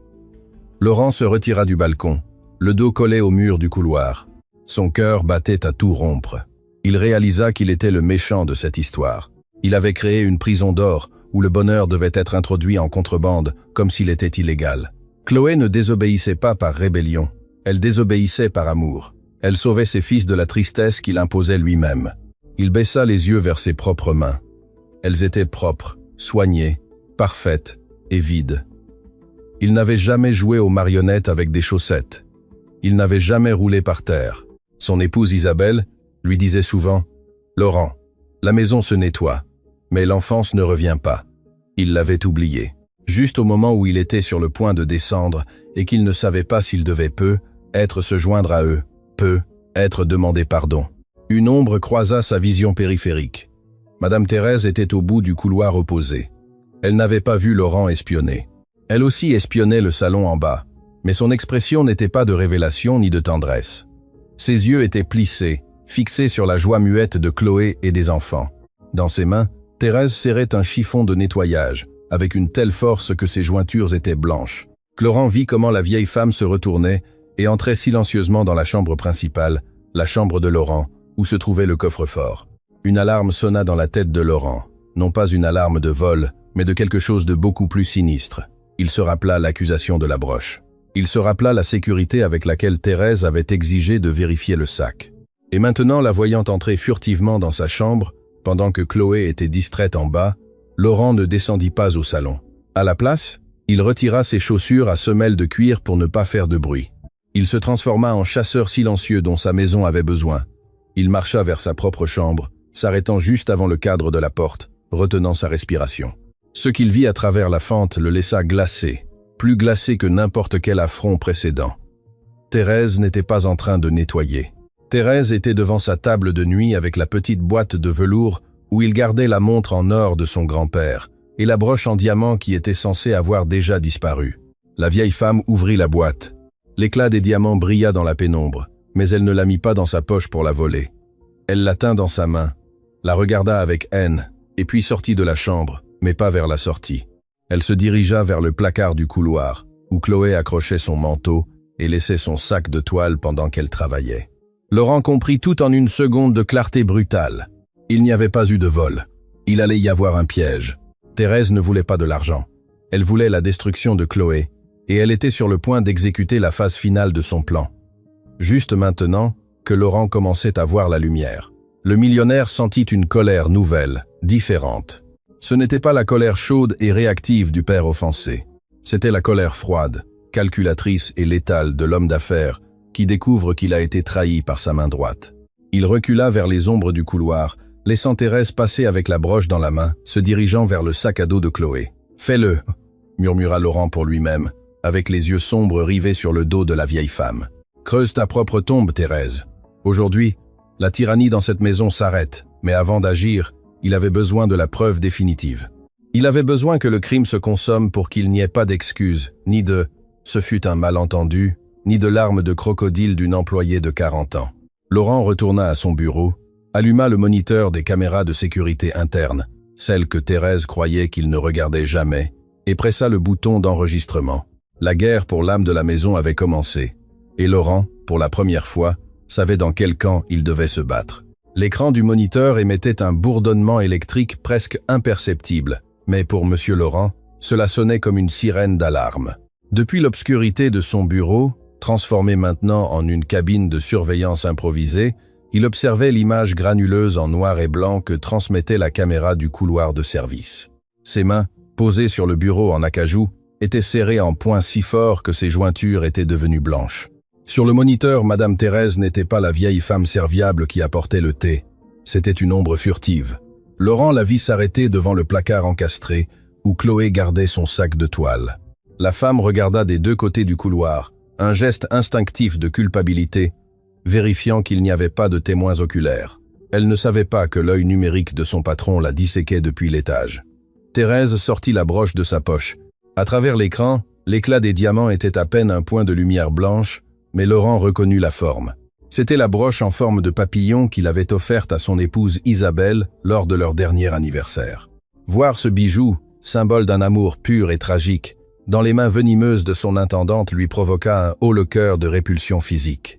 Avec des mouvements rapides et nerveux, Thérèse ouvrit la fermeture éclair du sac de Chloé, plongea sa main profondément, cherchant une cachette sûre parmi les vêtements humbles de la nounou. Laurent retint sa respiration, sentant un mélange de fascination morbide et de fureur volcanique. Il assistait à un crime en temps réel. Il voyait comment on fabriquait un mensonge destiné à détruire la vie d'une innocente. Thérèse retira sa main, ferma le sac et lissa le tissu pour effacer toute trace de sa manipulation. Puis elle passa sa main sur ses cheveux gris, composa son visage dans ce masque de sévérité pieuse qu'elle avait l'habitude d'utiliser et marcha vers le salon. Laurent se laissa tomber sur le dossier de sa chaise, exhalant l'air qu'il avait retenu. L'enregistrement continuait de tourner. Il avait la preuve, il avait l'arme fumante, mais ce qu'il ressentait n'était pas du soulagement, c'était une culpabilité corrosive. Combien de fois cela était-il arrivé auparavant? Il se rappela l'infirmière d'il y a 3 mois, celle qui avait perdu une montre en argent. Il se rappela la jeune fille qui avait été renvoyée parce qu'elle avait prétendument cassé un vase Ming exprès. Thérèse avait toujours été le témoin, la découvreuse, la salvatrice du patrimoine familial. « J'ai été aveugle », murmura Laurent en passant ses mains sur son visage. « J'ai laissé une vipère s'occuper de mon nid. » En bas, dans le salon, l'ambiance restait d'une paix clandestine. Chloé, inconsciente de la tempête qui s'annonçait, continuait de jouer avec les jumeaux. Laurent pouvait imaginer leur sourire. Il pouvait sentir la chaleur qu'ils irradiaient, même à travers les murs et le sol qui le séparaient. Chloé était en train de réparer ses fils avec amour et de vieilles chaussettes, tandis qu'en haut, la machinerie de la haine se mettait en marche pour l'écraser. Laurent se leva. Il n'allait pas descendre en courant en criant. Ce serait trop facile pour Thérèse. Elle nierait, dirait qu'elle cherchait quelque chose. Elle inventerait une excuse. Non. Laurent avait besoin que la trahison soit totale. Il avait besoin que Thérèse s'expose, qu'elle dise les mots, qu'elle accuse du doigt. Il avait besoin de voir jusqu'où allait la méchanceté humaine quand elle se sentait impunie. Il boutonna son veston, ajusta sa cravate et adopta l'expression la plus froide et impénétrable de son répertoire d'homme d'affaires. Il allait descendre sur scène, mais cette fois il ne serait pas la marionnette de Thérèse. Il serait le juge, le jury, et si Dieu le voulait, le bourreau moral de la femme qui avait empoisonné son foyer. Pendant ce temps, dans le salon, Thérèse entra. Elle ne fit pas de bruit. Au début, elle resta plantée sur le seuil, observant comment Chloé aidait Léo à empiler 3 blocs de bois. Le bonheur de la scène fut insupportable pour la vieille femme. Voir cette morte de faim occuper la place de mère, recevoir les sourires des héritiers, était une insulte personnelle à ses 40 ans de service strict. « Profite tant que tu peux, petite », murmura Thérèse pour elle-même, caressant la poche vide de son tablier où pesait auparavant la broche. L'hiver est arrivé. Thérèse inspira profondément, remplissant ses poumons d'air pour le cri théâtral qui briserait l'harmonie. C'était le moment d'agir. Le cri de Thérèse ne fut pas humain. Ce fut le cri d'une mouette blessée, conçu pour fendre l'air et glacer le sang. « Monsieur Laurent !» L'impact dans le salon fut immédiat. La tour de blocs que Léo venait de construire avec tant d'efforts s'écroula lorsque l'enfant sursauta violemment. Hugo, qui riait par terre, éclata en sanglots instantanément, terrorisé par le volume strident. Chloé, avec les réflexes de celle qui est habituée à protéger, se lança en avant, couvrant les 2 enfants de ses bras, regardant vers la porte avec les yeux écarquillés, s'attendant à voir un incendie ou un intrus armé. Mais elle ne vit que Thérèse. L'intendante était au milieu du salon, les mains sur la tête, jouant une crise de nerfs digne d'un prix d'académie. « C'est le comble, c'est la fin !» criait la vieille femme, regardant le plafond comme si elle demandait la clémence divine. « Je ne peux plus me taire, ma conscience ne me le permet pas. » Laurent apparut en haut de l'escalier. Il descendait les marches avec une lenteur exaspérante, le visage de pierre. Il ne courut pas. Il ne demanda pas ce qui se passe, il descendit simplement comme un nuage d'orage chargé d'électricité statique. « Que signifie ce scandale, Thérèse ?» demanda Laurent en arrivant à la dernière marche. Sa voix était basse, contrôlée, mais elle avait un tranchant dangereux que Thérèse, dans son euphorie malicieuse, ne sut pas détecter. « Monsieur !» Thérèse courut vers lui, serrant ses mains dans un geste de supplique. « J'ai essayé d'être patiente. J'ai essayé de donner une chance à cette personne, mais il y a des limites. Le sang de votre épouse crie justice. » Chloé se leva lentement avec Hugo agrippé à sa jambe droite et Léo dans ses bras. La peur lui serrait la gorge. Elle savait qu'elle n'avait rien fait. Mais elle savait aussi que dans le monde des riches, la vérité des pauvres vaut moins que la poussière. « De quoi parlez-vous » demanda Chloé, la voix tremblante, mais digne. « Tu sais de quoi je parle, hypocrite » lui cracha Thérèse, se tournant vers elle, les yeux injectés de haine. « J'ai remarqué des choses, monsieur, de petites choses qui disparaissaient, des pièces de monnaie, des couverts, mais aujourd'hui elle est allée trop loin. Je suis allé nettoyer votre table de nuit, monsieur, comme je le fais tous les vendredis, et la boîte de velours bleu était ouverte. » Laurent ne cligna pas des yeux, il garda le regard fixé sur Thérèse. « La broche du papillon !» cria Thérèse en portant une main à sa poitrine. « La broche de Madame Isabelle n'est plus là, et la seule personne qui a rôdé à l'étage pendant que vous travaillez, monsieur, c'est elle. Je l'ai vue monter sous prétexte d'aller chercher des serviettes propres. C'était un mensonge grossier. Chloé n'était pas montée de toute la journée. Elle avait interdiction de marcher au 2e étage, sauf ordre exprès, mais l'accusation flottait dans l'air, lourde et toxique. « Je ne suis pas montée, monsieur », dit Chloé rapidement, regardant Laurent dans les yeux. « Je ne suis pas sortie de ce salon. Vous étiez en haut. Vous savez que je ne suis pas montée. » Laurent ne répondit pas à Chloé. Il resta silencieux, laissant la panique grandir, laissant Thérèse se confier. « Elle ment », insista Thérèse. « Elles sont comme des rats, monsieur. Elles se déplacent dans l'ombre, mais cette fois je la tiens. Je suis sûr qu'elle n'a pas eu le temps de le sortir de la maison. Elle doit l'avoir dans ses affaires, prête à l'emporter dès que son service sera terminé. J'exige que nous vérifions son sac tout de suite, pour la mémoire de madame. » Les jumeaux pleuraient inconsolablement, sentant l'agression dans l'ambiance. Léo cachait son visage dans le cou de Chloé, trempant son uniforme de larmes. « Pas encore », murmura Chloé, et une larme d'impuissance roula sur sa joue. « Vous avez déjà vérifié mes affaires une fois. Combien de fois de plus avez-vous besoin de m'humilier ? Autant de fois que nécessaire jusqu'à ce que la vérité apparaisse, » dit Thérèse, et sans attendre la permission, elle courut vers le placard du couloir où se trouvait le sac de Chloé. Laurent la suivit d'un pas lent. Chloé, portant Léo et traînant Hugo par la main, le suivit aussi parce qu'elle n'avait pas le choix. C'était une procession funèbre vers sa propre exécution sociale. Thérèse sortit le sac avec violence, le jeta par terre dans le vestibule. « Ouvrez-le, monsieur », exigea la vieille femme. « Ouvrez-le et voyez de vos propres yeux qui vous avez laissé entrer dans votre maison. Laurent regarda le sac, puis regarda Chloé. La jeune nounou était pâle, tremblant de la tête aux pieds. « Monsieur, je vous le jure sur la vie de ma mère, je n'ai rien, » supplia Chloé. Sa voix se brisa. « Je veux juste m'occuper des enfants. Je ne veux pas de vos bijoux. Je n'en ai pas besoin. C'est ce que disent tous les voleurs, » sentença Thérèse. Laurent s'accroupit. Ses mains parfaitement soignées touchèrent la toile usée. Il ouvrit la fermeture éclair lentement. Le bruit de la fermeture éclair déchirant le silence fut insupportable. Thérèse se pencha en avant avec un sourire de requin, attendant l'éclat du triomphe. Laurent mit la main, écarta les vêtements, et ses doigts se refermèrent autour du métal froid et des pierres dures. Il le sortit lentement. La broche papillon brilla sous la lumière de la lampe du vestibule. Les diamants étincelèrent avec une pureté ironique au milieu de tant de saleté morale. « Ah !»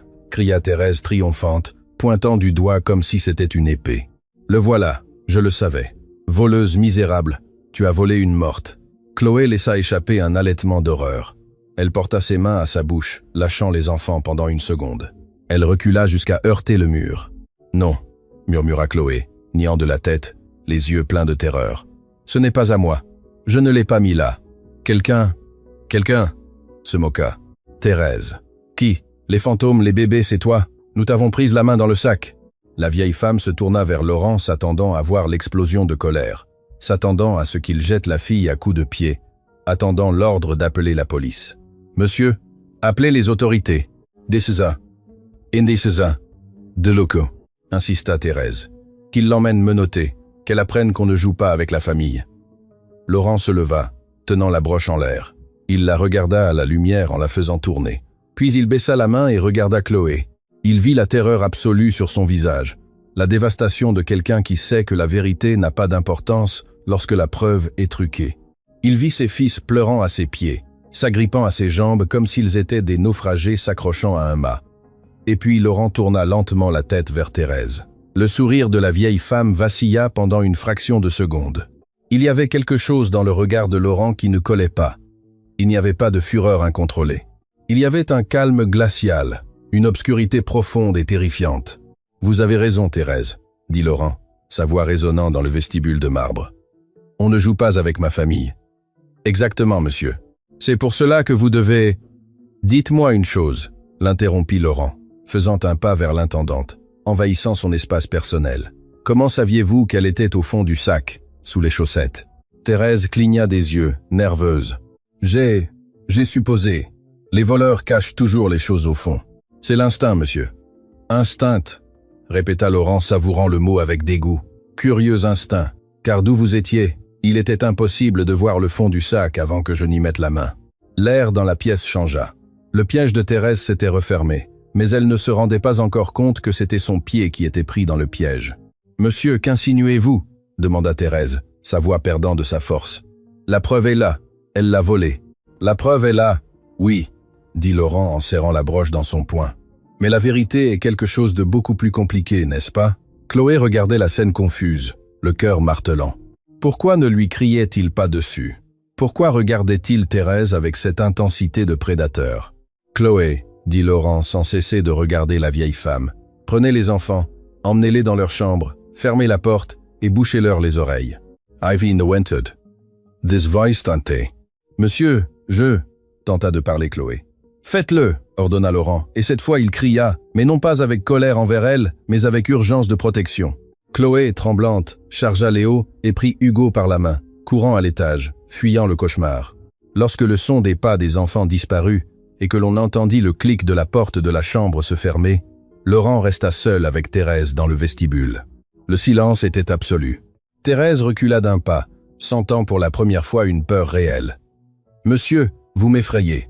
Nous devrions appeler la police et en finir. »« Oh, ne vous inquiétez pas, Thérèse, » dit Laurent en sortant son téléphone portable de sa poche avec sa main libre. « Nous allons en finir, mais je n'appellerai pas encore la police. Je veux d'abord vous montrer un film très intéressant que je viens de filmer. » Laurent déverrouilla le téléphone. Ses doigts se déplacèrent sur l'écran, cherchant le fichier connecté au cloud de sécurité. « Un film ?» demanda Thérèse d'une voix faible. Laurent tourna l'écran du téléphone vers elle. « Regardez » murmura-t-il. Sur le petit écran brillant, on voyait le couloir de service en noir et blanc. On voyait une femme âgée en uniforme gris regardant des deux côtés. On voyait comment elle sortait une broche brillante de sa poche. On voyait comment elle ouvrait le sac. Le visage de Thérèse se décomposa. Le masque de la servante loyale fondit, laissant voir la terreur nue d'une criminelle découverte. Ses genoux s'entrechoquèrent. « Monsieur, je peux l'expliquer », balbutia-t-elle en reculant vers la porte. « Il n'y a rien à expliquer », dit Laurent avançant vers elle, implacable. « Ce qu'il faut décider maintenant, c'est si vous sortirez de cette maison en marchant ou dans une voiture de police. » Le climax était arrivé, mais pas comme Thérèse l'avait écrit. La justice divine venait d'entrer dans le vestibule et elle portait costume et cravate. Le téléphone continuait de lire la vidéo en boucle, montrant la trahison en noir et blanc. Madame Thérèse regardait l'écran comme si c'était un miroir qui reflétait sa propre âme pourrie et pour la première fois depuis des décennies, elle n'eut pas de réponse rapide, ni de mensonge aiguisé, ni d'excuses pieuses. « 40 ans, murmura la vieille femme, sa voix tremblant. Non pas de repentir, mais d'une rage impuissante. J'ai donné 40 ans de ma vie à cette famille. J'ai nettoyé leur misère, j'ai gardé leurs secrets, et vous allez me jeter dehors pour un morceau de métal, pour une babiole. » Laurent rangea le téléphone dans sa poche avec lenteur. Le calme qu'il ressentait était terrifiant, même pour lui-même. C'était le calme de celui qui a survécu à un naufrage et voit la côte. « Je ne vous jette pas dehors pour le métal, Thérèse, » dit Laurent faisant un pas vers la porte principale et l'ouvrant en grand. L'air nocturne entra dans le vestibule froid et propre. « Je vous jette dehors parce que vous avez essayé de détruire une innocente pour nourrir votre ego. Je vous jette dehors parce que vous avez transformé mon deuil en une dictature. Je vous jette dehors parce qu'en essayant de protéger ma maison, vous l'avez transformée en prison. » Thérèse se redressa. Si elle allait tomber, elle ne le ferait pas à genoux. Son visage se durcit, retrouvant ce masque de dédain aristocratique qu'elle avait copié de ses anciens patrons. « Je fais ce que je fais pour le bien de la lignée », cracha-t-elle, lissant son tablier de main furieuse. « Cette fille, cette personne de rien, va ruiner ses enfants. Elle va les rendre faibles, mous, comme elle. Vous croyez que vous avez gagné, monsieur Laurent, mais vous restez seul avec le chaos. Lorsque ces enfants grandiront et ne sauront pas se comporter en société, vous vous souviendrez de moi. Je préfère qu'ils soient heureux qu'ils ne soient décents comme vous, » répondit Laurent, pointant l'obscurité de la rue. « Dehors. Vous avez 10 minutes pour sortir vos affaires de ma propriété. Si dans 11 minutes vous êtes toujours ici, j'appellerai la garde et je leur montrerai la vidéo. Et croyez-moi, les juges n'aiment pas les voleuses de bijoux, aussi anciennes soient-elles. » Thérèse laissa échapper un souffle de mépris. Elle marcha vers la porte, ses chaussures à semelles dures résonnant pour la dernière fois sur le marbre qu'elle avait tant poli. En arrivant au seuil, elle s'arrêta et se retourna. Ses yeux étaient 2 puits d'amertume. Madame Isabelle n'aurait jamais permis cela, lança son dernier dard empoisonné. Laurent sentit le coup, mais cette fois il ne saigna pas. Madame Isabelle, dit Laurent d'une voix ferme, aurait renvoyé quiconque ferait pleurer ses fils. Au revoir, Thérèse. La vieille femme sortit dans la nuit sans regarder en arrière. Laurent ferma la porte. Le bruit sec du verrou résonna dans toute la maison, un son définitif. Le silence qui suivit ne fut pas le silence oppressant d'avant. Ce fut un silence de vide, d'espace dégagé. L'ombre était partie, mais la crise n'était pas terminée. En haut, le mal était déjà fait. Laurent monta les escaliers. Ses jambes pesaient des tonnes. Chaque marche était une accusation. Il avait permis que cela se produise. Il avait été complice par omission. Il arriva au couloir du 2e étage. La porte de la chambre des enfants était fermée. De l'intérieur, on n'entendait pas de pleurs hystériques, mais quelque chose de beaucoup plus déchirant, un murmure doux, tremblant. Laurent colla son oreille au bois. « Dors, mon petit, ta maman est au champ », chantait Chloé. Sa voix était brisée par les pleurs contenus. Elle était fausse à cause de la peur, mais elle continuait de chanter. Même au moment où elle croyait qu'elle allait être arrêtée, qu'elle allait perdre sa réputation et sa liberté, sa priorité restait de calmer Hugo et Léo. Laurent appuya son front contre la porte. Il sentit une pointe de douleur dans sa poitrine, si aiguë qu'il dut fermer les yeux. C'était le cirque qu'il avait méprisé. Cette loyauté féroce était ce qu'il avait appelé un manque de professionnalisme. Il se sentit l'homme le plus pauvre du monde. Il tourna doucement la poignée. Elle était bloquée. Chloé avait mis le verrou, se barricadant contre le monstre qui, croyait-elle, venait la chercher. « Chloé !» l'appela-t-il. Sa voix sortit rauque, méconnaissable. « Chloé, ouvre, s'il te plaît. » Le chant s'arrêta brusquement. On entendit un sanglot étouffé et le bruit de quelqu'un bougeant pour protéger quelque chose. « N'entrez pas !» supplia-t-elle de l'autre côté d'une voix paniquée. « S'il vous plaît, monsieur, ne laissez pas la police entrer ici. Pas devant eux. Je sors, je me rends. Mais n'effrayez pas les enfants. » La demande lui déchira l'âme. Elle était en train de négocier sa propre capture pour protéger l'innocence de ses fils. « Il n'y a pas de police, Chloé, » dit Laurent en appuyant sa main à plat contre le bois. « Thérèse est partie, c'est fini. Ouvrez la porte. J'ai besoin que vous voyiez quelque chose. » Il y eut un long silence tendu. Laurent pouvait entendre la respiration agitée d'elle de l'autre côté. Finalement, le verrou claqua. La porte s'ouvrit de quelques centimètres. Chloé passa son visage.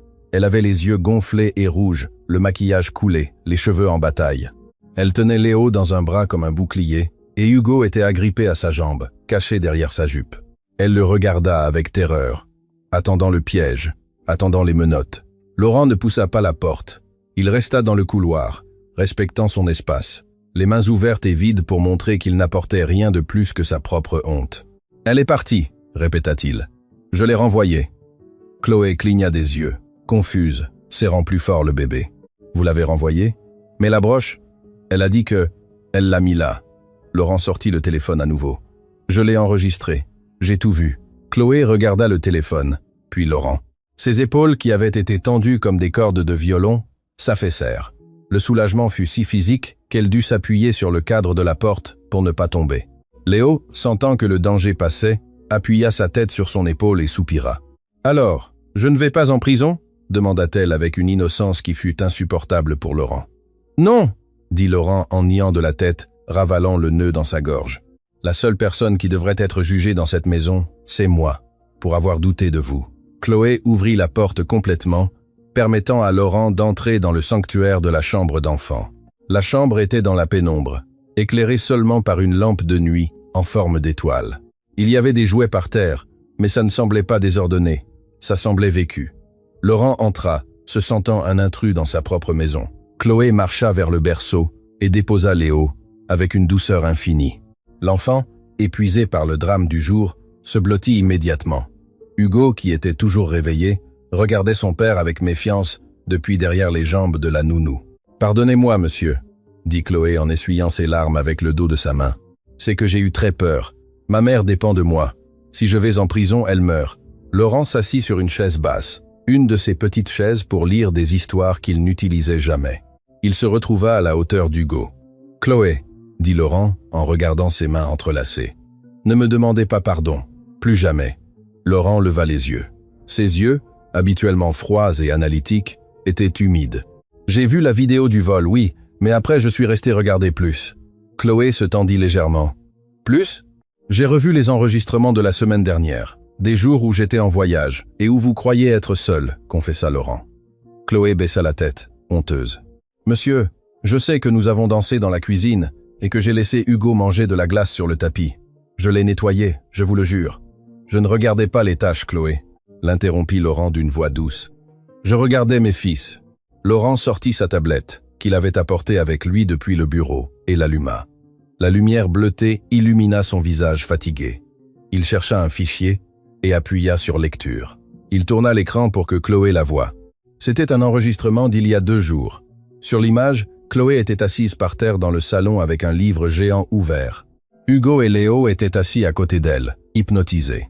Chloé ne lisait pas seulement. Elle jouait, elle faisait des voix, elle bougeait les bras, elle se transformait en monstre et en princesse.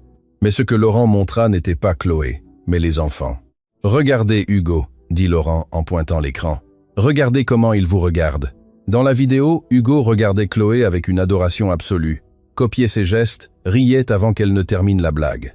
Et Léo, l'enfant qui était censé ne pas pouvoir bouger, était en train d'essayer de grimper sur le dos de Chloé pour mieux voir le livre, utilisant une force et une coordination que les médecins disaient qu'il n'avait pas. « Je ne savais pas qu'Hugo savait applaudir », murmura Laurent, la voix brisée. « Je l'ai vu dans la vidéo. Il a appris à applaudir mardi dernier avec vous. Je l'ai manqué. » Il passa à la vidéo suivante. C'était la scène du repas. Chloé était en train de faire l'avion avec la cuillère.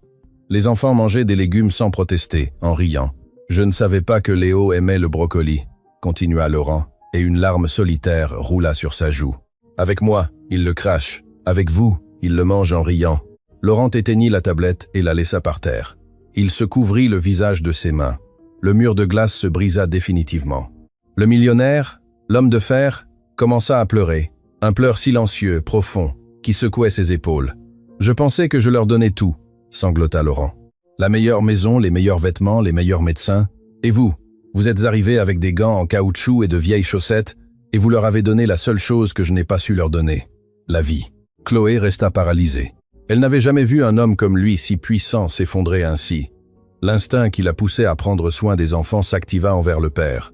Elle s'approcha lentement, hésitant. « Monsieur, vous les aimez, dit-elle doucement. C'est cela l'important. L'amour s'apprend tout comme Léo a appris à marcher. Il a juste besoin de perdre la peur de se jeter par terre. » Laurent leva son visage rouge et mouillé. Il regarda Hugo, qui s'était approché curieux, en voyant son père pleurer. L'enfant, avec cette empathie pure de l'enfance, tendit sa petite main et toucha le genou de Laurent. « Papa, Bobo, » dit Hugo.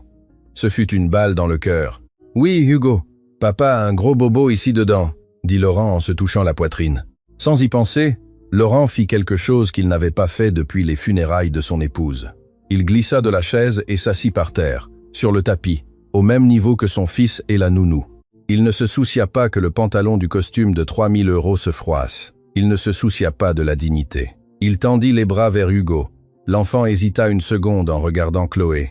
Elle hocha la tête avec un sourire chaleureux, lui donnant la permission. Hugo marcha vers son père et se laissa serrer dans ses bras. Laurent enfouit son visage dans les cheveux de son fils, sentant le shampoing de bébé et l'innocence. « Chloé, » dit Laurent depuis le sol sans lâcher l'enfant, « je ne veux pas que vous travailliez pour moi. » Chloé sentit un froid soudain. Après tout cela, il la renvoyait. « Monsieur, je ne veux pas que vous soyez mon employé, » corrigea Laurent en levant les yeux. Ses yeux n'avaient plus de barrière. « Je veux que vous fassiez partie de cette famille. Je veux que vous m'enseigniez, pas à nettoyer ni à ordonner. Je veux que vous m'enseigniez à être le père qu'il voit en vous. » Laurent tendit une main vers elle. Ce n'était pas un geste romantique, c'était un geste de respect profond, d'égal à égal, un pacte de sang. « Restez, s'il vous plaît, pas pour le salaire. Je doublerai votre salaire. Je vous donnerai ce que vous voudrez. Restez pour m'enseigner à jouer. » Chloé regarda la main de Laurent. Elle regarda Hugo serré contre lui. Elle regarda Léo dormant dans le berceau. Elle comprit que la bataille était terminée.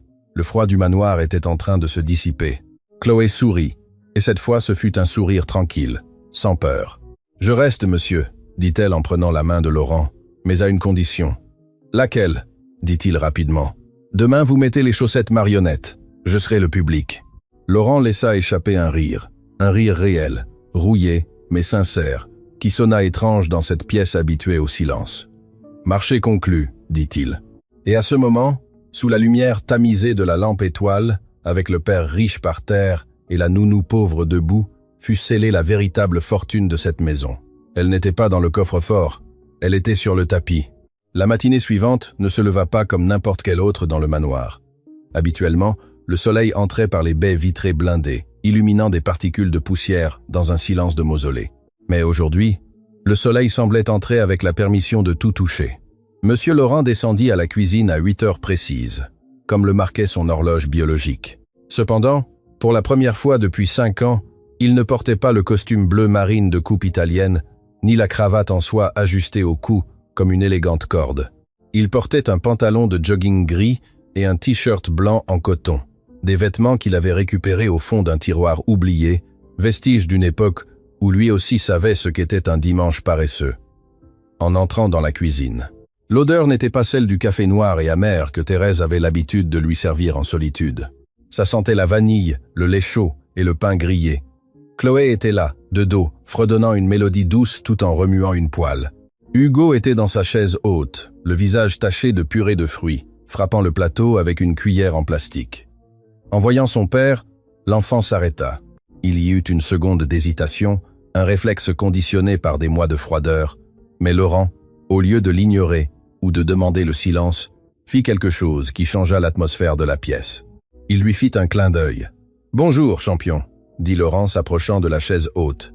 Hugo laissa échapper un petit rire nerveux et recommença à frapper la table, cette fois avec enthousiasme.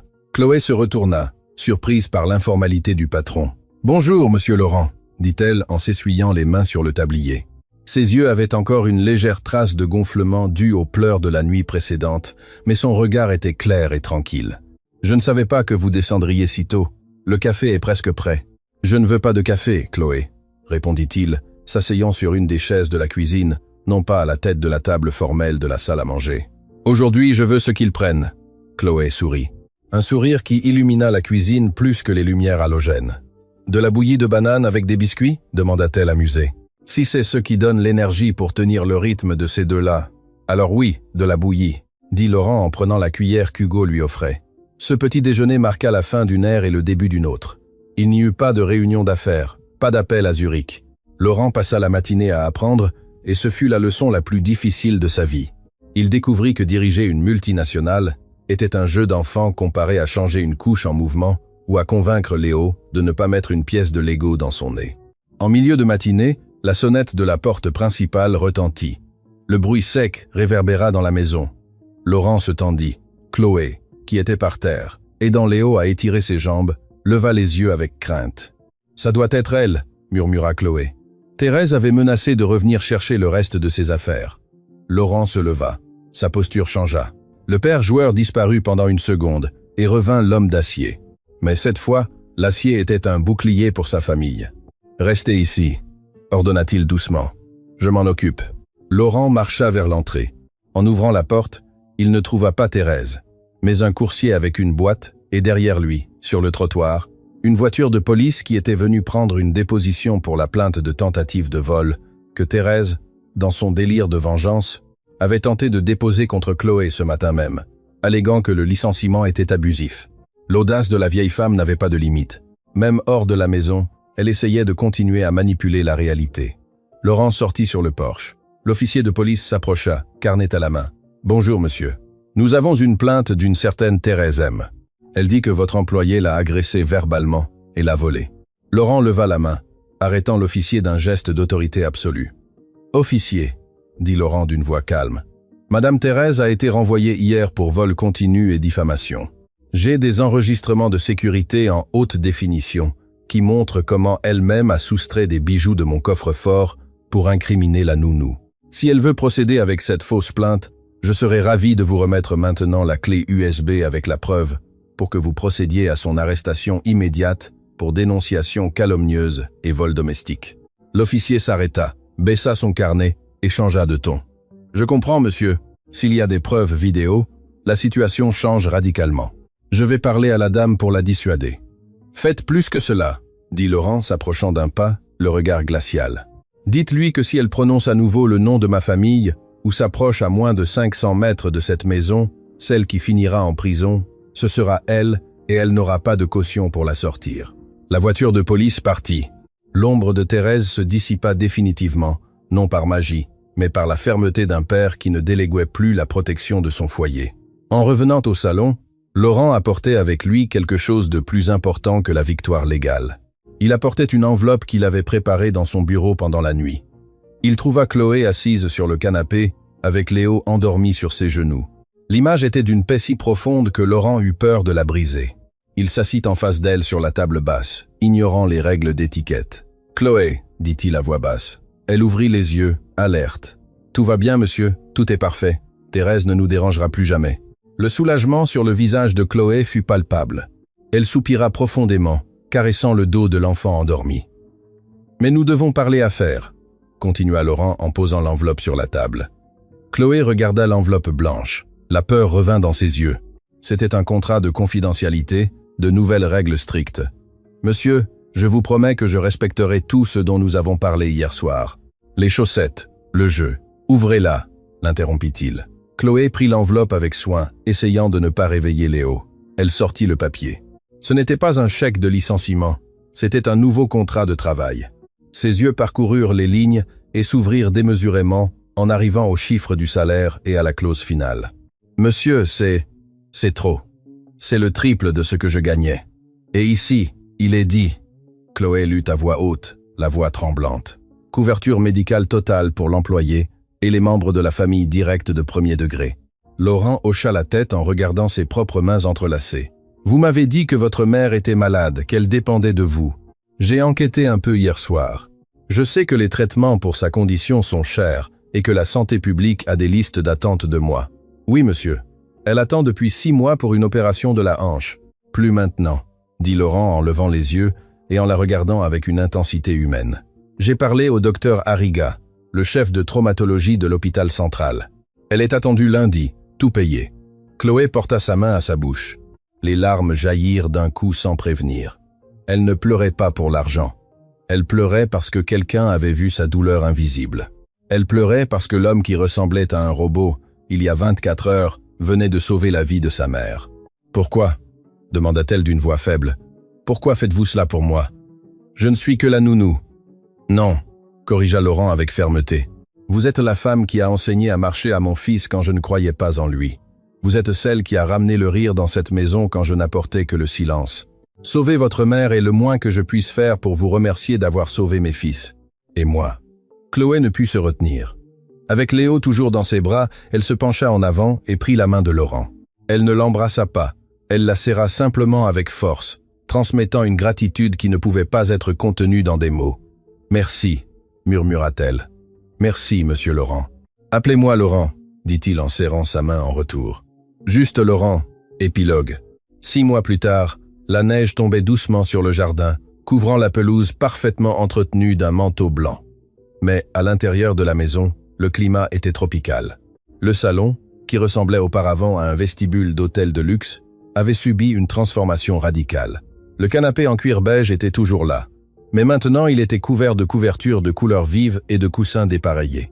Dans le coin, où se trouvait auparavant une sculpture abstraite en métal froid, il y avait maintenant une montagne de coussins qui servait de fort. Et au centre du tapis, le millionnaire était méconnaissable. Laurent était allongé sur le dos, vêtu d'un jean usé aux genoux. Dans sa main droite, il portait une chaussette bleue, avec des yeux de boutons cousus à la main. Dans la gauche, une rouge avec de la laine jaune simulant des cheveux. « Attention, citoyen de Ville-à-Tapis !» tonna Laurent avec une voix feinte et grave, faisant parler la chaussette bleue. Le monstre des chatouilles approche. 2 petits tourbillons sortirent en trombe de derrière le canapé. Hugo et Léo, qui avaient maintenant 1 an et demi et couraient avec une stabilité enviable, se lancèrent à l'attaque. « Ah, papa !» criait-il riant aux éclats, se jetant sur lui sans pitié. Léo, l'enfant qui ne devait pas marcher, courait le plus vite des deux. Ses jambes étaient fortes, ses mouvements sûrs. Il se lança à plat ventre sur l'estomac de son père, riant hystériquement pendant que Laurent l'attaquait avec Monsieur Chaussette. Chloé observait la scène depuis le cadre de la porte de la cuisine avec une tasse de thé chaud dans les mains. Elle ne portait plus l'uniforme d'infirmière bleue et les gants en caoutchouc. Elle portait des vêtements confortables, un jean et un pull en laine. Elle continuait de travailler ici, mais son rôle avait muté. Elle n'était plus l'employée invisible, elle était la tante, la confidente, la partenaire dans l'éducation. Laurent, piégé sous le poids de l'amour de ses fils, tourna la tête et vit Chloé les observant. « Au secours !» cria-t-il dramatiquement, tendant la main vers elle. « Chloé, sauvez-moi, il me dévore !»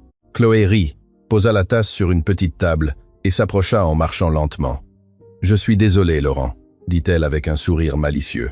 Dans la jungle du salon, le plus fort survit, et au lieu de l'aider, Chloé se jeta par terre aussi, se joignant à la bataille de chatouilles. Les 4 roulèrent sur le tapis cher, une masse indistincte de bras, de jambes et de rires. À ce moment, si quelqu'un avait pris une photo, il n'aurait pas pu distinguer qui était le propriétaire du manoir et qui était l'employé.